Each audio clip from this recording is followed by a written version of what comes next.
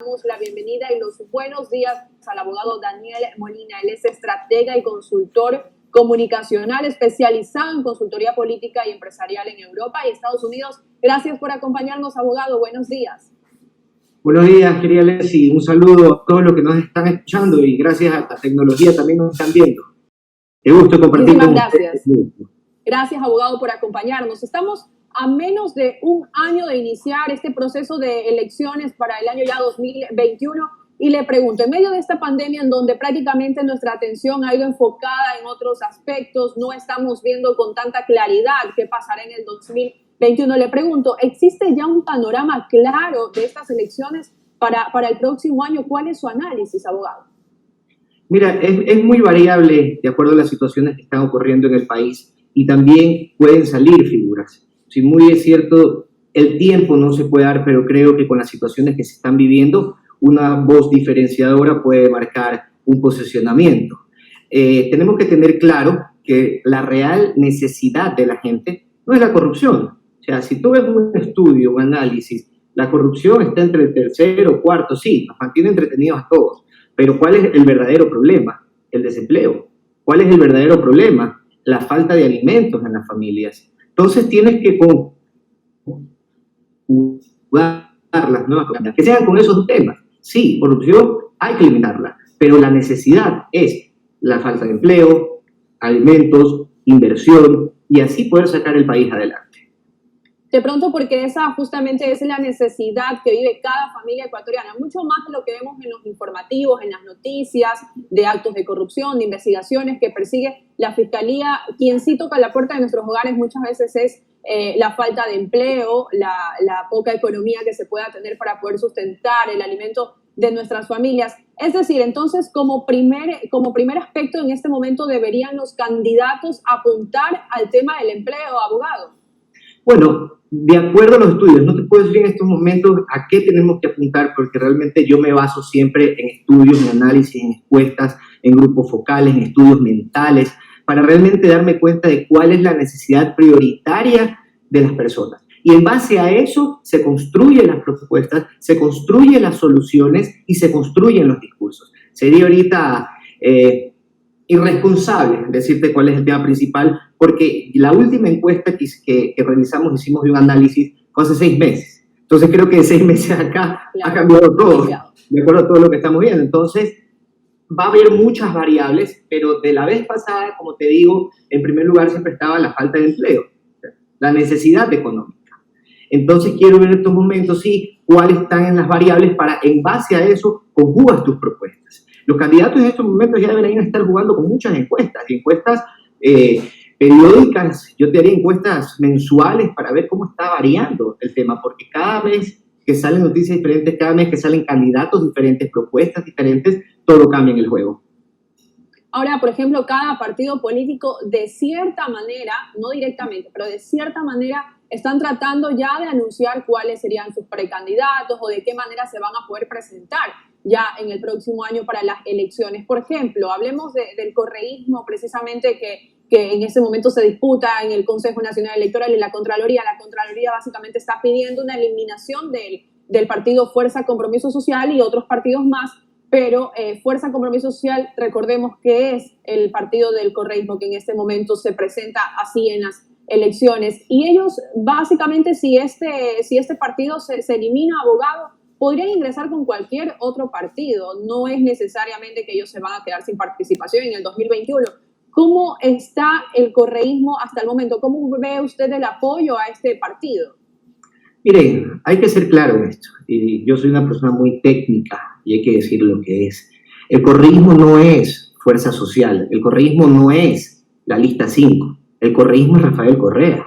Entonces, lo veo una mala estrategia que estén tratando de eliminar su partido porque le dan más fuerza, porque dan a entender justamente que son una fuerza política. Y ellos con el partido que se vayan, porque no les vas a cortar las alas de candidatizarse. O sea, van a ser candidatos con cualquier partido, ganarán mucho más fuerza porque tendrán un discurso de persecución y que les han querido prohibir su derecho a las elecciones, ya que eso es un derecho constitucional. Entonces, a mi parecer como estratega, creo que esa no es la vía para tratar de eliminar a un movimiento político o a candidatos. La vía es otra. Entonces creo que esa vía se tuvo que haber construido hace mucho tiempo para que no estén pasando este tipo de cosas, que a última hora se busquen recursos como estos que más fortalecen a que realmente los debiliten. Ahora, básicamente hablando del expresidente de la República, Rafael Correa, y también del ex vicepresidente Jorge Glass, que son dos personas que en este momento están a manos de la justicia, algunos procesándolo y otros pues ya estaría en la cárcel. Le pregunto, abogado, ¿estos juicios de qué manera le afectaron al correísmo para poder llegar con una buena aceptación a las próximas elecciones? Y de la misma manera, ¿con qué discurso ellos deberían de salir? Mire, primero que nada, tampoco vamos a decir que no se afectó, obviamente afectó, pero ellos tienen un voto sólido. Recordemos que es un movimiento muy unido y que no paran de trabajar, es un movimiento territorial y un movimiento que siempre están luchando juntos, cosa que es una fortaleza para ellos y para otros es mucha debilidad. Si nos damos cuenta, candidatos de izquierda además se están fortaleciendo por ese lado. De la derecha ves muchos candidatos. Solo en el Partido Social Cristiano hay una interna como de 5.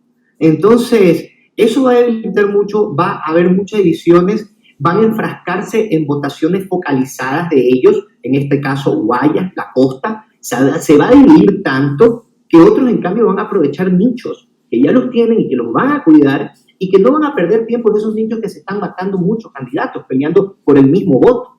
Entonces, ahí es donde nosotros tenemos que pensar y apuntar hacia dónde vamos a captar los votos. ¿Dónde están los votos que todavía no están seguros? ¿Cómo vamos también a romper a los otros que están consolidados y juntos en este proceso electoral? Entonces, esto no es que nos lanzamos quien sea y listo. Miren el caso de Quito. Por mínimos márgenes ganaron. Entonces, mientras más candidatos, va a haber una distribución de votación en el cual solo las organizaciones consolidadas y con votación sólida serán las que aseguran una segunda vuelta electoral. Ahora, por ejemplo, ¿cuánto ha trabajado el correísmo para tener otro líder que no sea el expresidente Rafael Correa o un ex vicepresidente Jorge Glass? ¿Ha trabajado en otro tipo de figuras para que sean ellos quienes reemplacen en las próximas elecciones? Miren, ellos pueden trabajar en muchas figuras y vemos muchas figuras locales, pero realmente una figura que reemplace a la del líder de ellos no lo va a estar, sea candidato o no. Acordémonos en las anteriores elecciones. Es simplemente, los candidatos no tenían ni sus nombres. Decían el prefecto, el candidato de, y ponían la foto de Rafael Correa y decían el candidato de Correa. Entonces no era un ejemplo, no, Carlos Andrade, Daniel Molina o ni sé quién. No, era el candidato de. Entonces, el fenómeno de ellos es de su líder sea o no sea candidato. Y ellos eso lo van a explotar.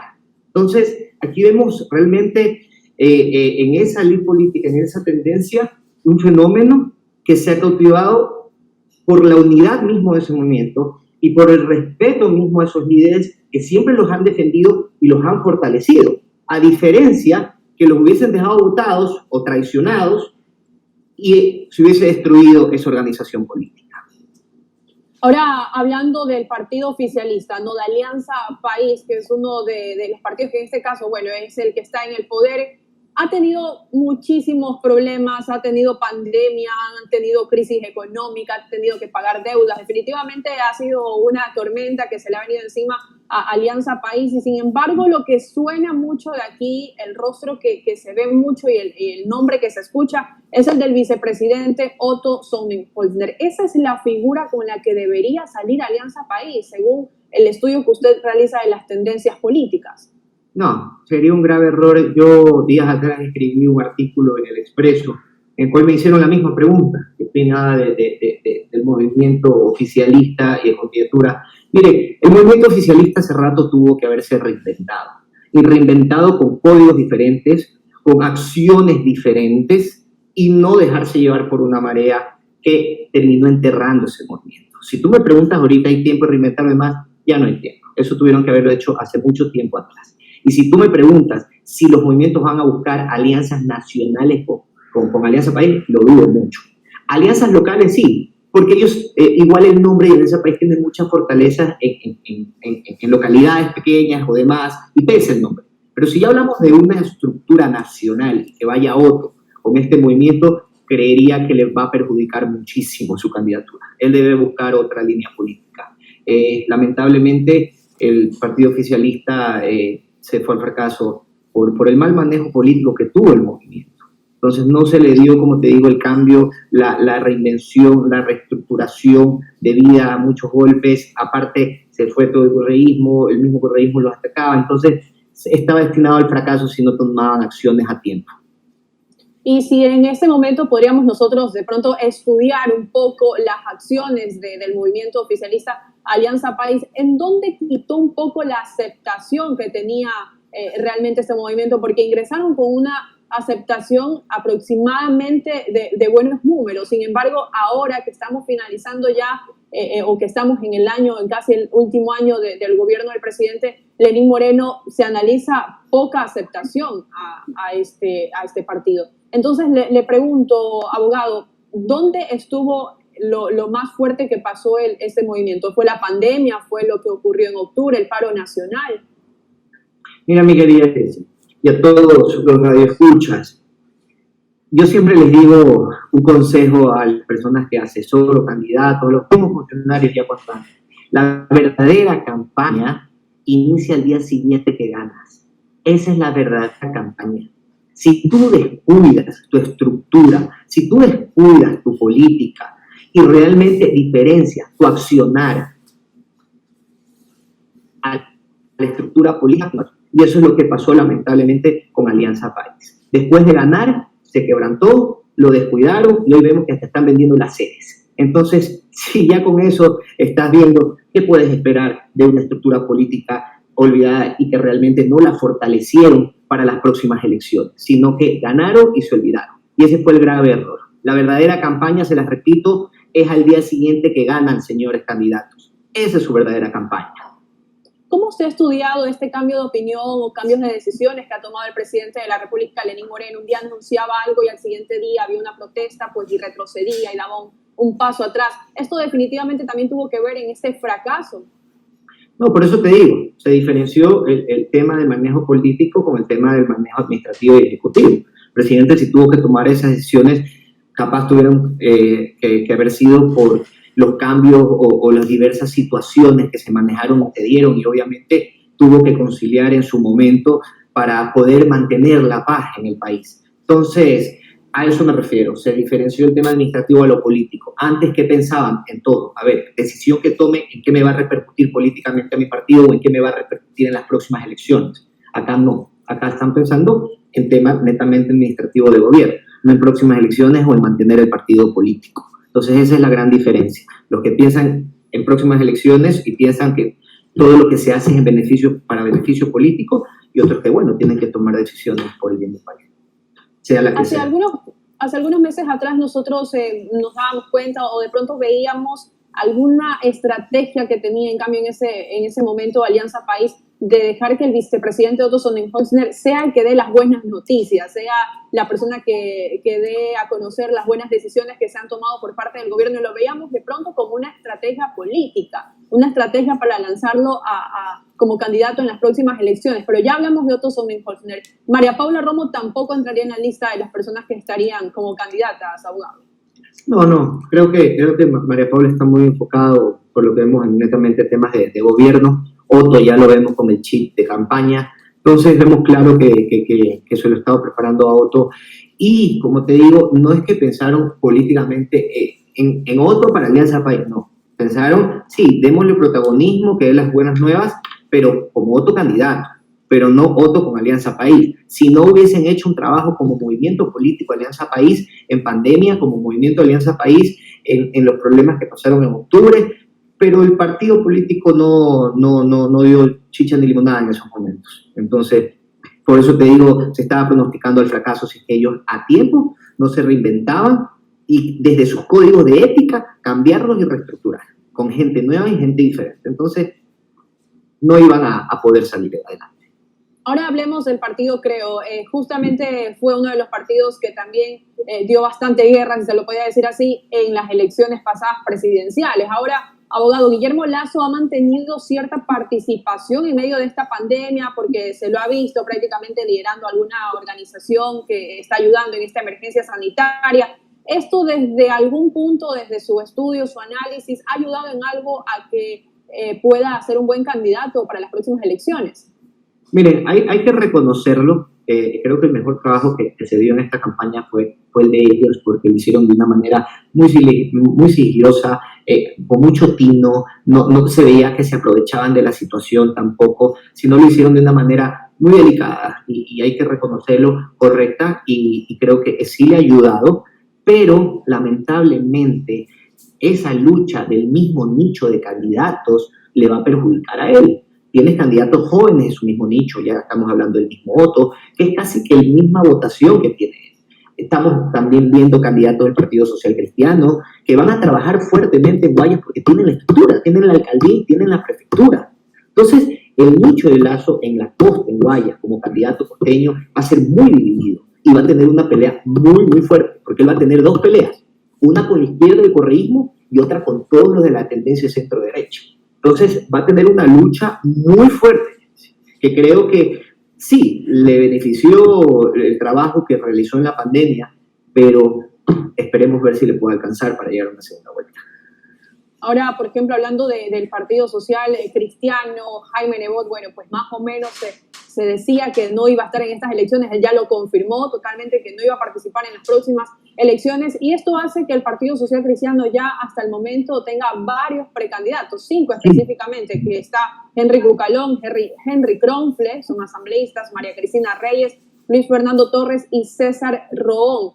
Estos 5 precandidatos que ya tiene el Partido Social Cristiano, ¿es una buena decisión ya darlos a conocer o no es una buena decisión? ¿Realmente podrían tener aceptación? ¿Cuál de ellos podría tener más aceptación? Bueno, creo que tenían que hacerlo porque de acuerdo a la democracia de los partidos y a los códigos internos deben hacer elecciones primarias para lanzar un candidato. Entonces lo tenían que hacer y los tiempos tenían que ya iniciar, porque este proceso de ellos creo que va a durar como 30 días, 45 días, algo así estuve viendo. Entonces ya están entrando al tiempo adecuado para una candidatura. Esperemos que se mantenga de una manera ordenada y respetuosa para que no cause friccionamientos dentro de esa campaña interna y puedan salir con fuerza. Porque muchas veces, tú sabes, salen más divididos y más quebrantados con una interna que con una decisión que de un mal se tome en consenso y se sepa quién se va, como vemos eso en otros partidos, ¿no? Que ya eso saben. Sería un error, abogado, claro, por supuesto, si hay algún tipo de peleas y esto se llega a conocer, pues van a darse cuenta que hay problemas y desde dentro de casa.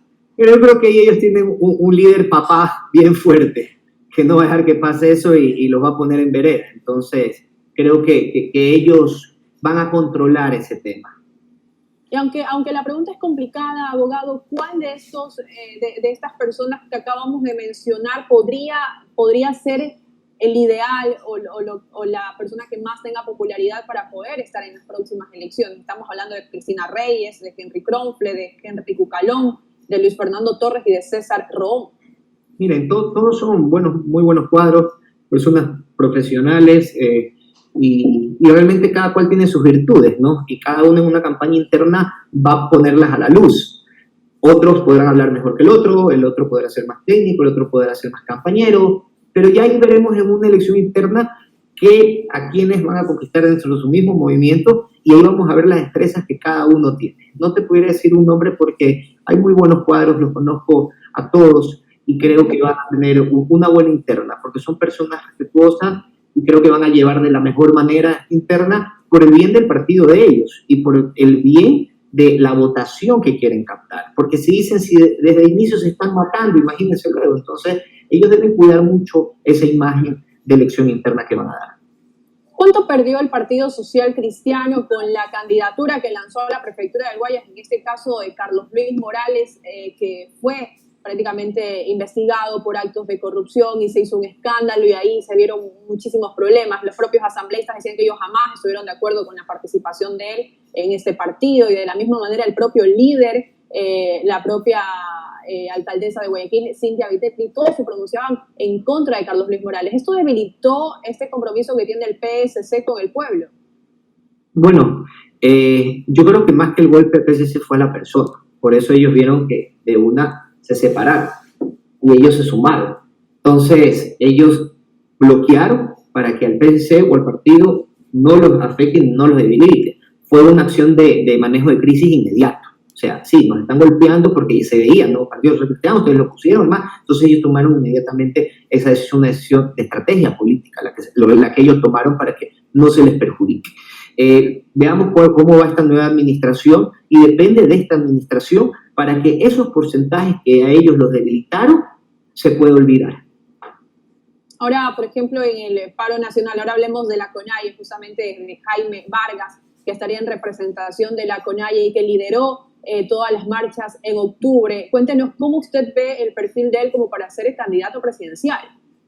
Mira, Jessy, yo creo que las marchas de octubre ganaron mucha fuerza, más que nada unidad, se unieron todos estos movimientos sociales, entonces ganaron fuerza, pero lamentablemente en el tiempo se comenzaron, como viste, a dividir, a pronunciarse por un tema, a meterse en problemas, a perder credibilidad, a hacer pronunciamientos negativos. Entonces, cuando estás aquí en el pico, es cuando más te debes cuidar, cuando tú más debes analizar estratégicamente lo que dices y lo que haces. Entonces, estaba en el ojo del huracán y obviamente con movimientos y partidos a la defensiva que veían que estaban fuertes y se los comenzaron a debilitar. Y ellos dieron la pauta justamente para que les den durísimo y lamentablemente con sus malas decisiones. Y eso hizo que se vayan debilitando. Tanto así que en plena pandemia hicieron llamar una marcha y tuvieron el rechazo nacional.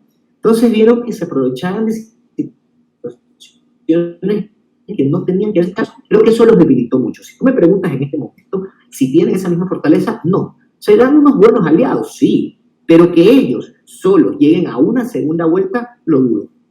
Bien, son las 9 de la mañana con 38 minutos y nosotros le queremos agradecer al abogado Daniel Molina, estratega y consultor comunicacional especializado en consultoría política y empresarial en Europa y Estados Unidos. Gracias, abogado, por habernos acompañado la mañana de hoy. Muchas gracias a WQ, una radio que aprecio bastante, y a todos ustedes. Gracias, Inesi, por la invitación y siempre aquí prestos para darles un consejo y para manejar de una manera correcta una estrategia. La política ya cambió y ahora con todo esto que ha pasado ha evolucionado. Hay nuevas vías de comunicación y las campañas serán totalmente diferentes. Así que analizar bien antes de hablar, analizar bien antes de hacer algo, porque ahorita todos están en los ojos de la ciudadanía y todos verán el mínimo detalle para votar o para rechazarte. Muchísimas gracias. Muchísimas gracias a usted, abogado Daniel